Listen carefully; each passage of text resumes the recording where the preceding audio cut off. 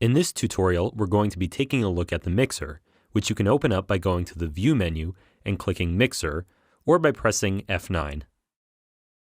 FL Studio's mixer has 99 insert tracks and 4 sends. You can use the mixer to add effects to your instruments and recordings, ranging from equalizers to reverbs, delay, compression, and any other third-party plugins. What makes the mixer special is its flexibility, but this also means that it works a little differently than most other DAWs. You may recall that anything that generates sound in FL Studio is stored into a channel. For example, a plugin like Kontakt is loaded into a channel, as is an audio file or any other kind of recording.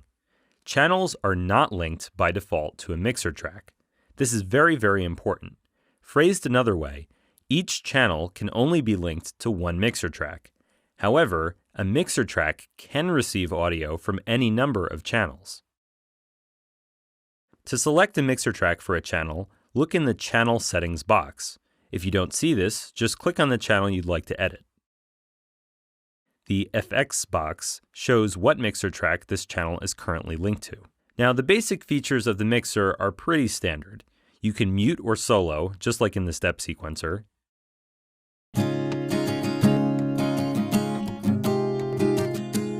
You can change volume,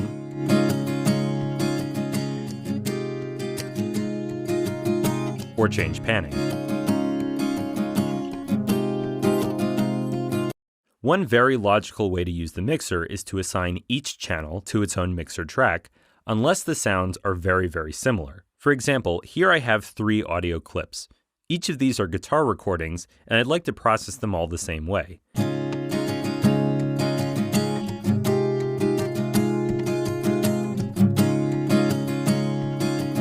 So I'm going to put them all on mixer track 1.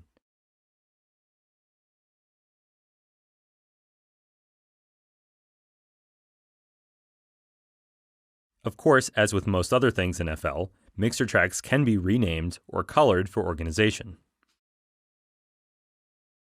To add a plugin to a mixer track, you can click on the slot of the mixer track of choice and then select a plugin from the menu, just like adding channels in the step sequencer.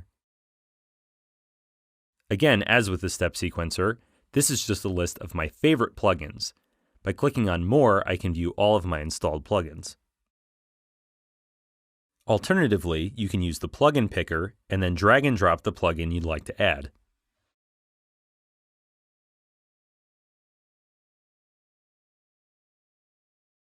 Each plugin you load has a bypass button as well as a dry and wet knob.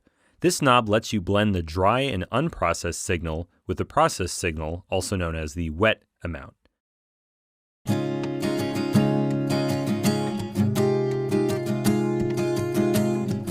Just remember that some plugins already have a similar control built in which case you might want to keep the wet knob all the way up to 100% and then use the plugin's internal mix instead.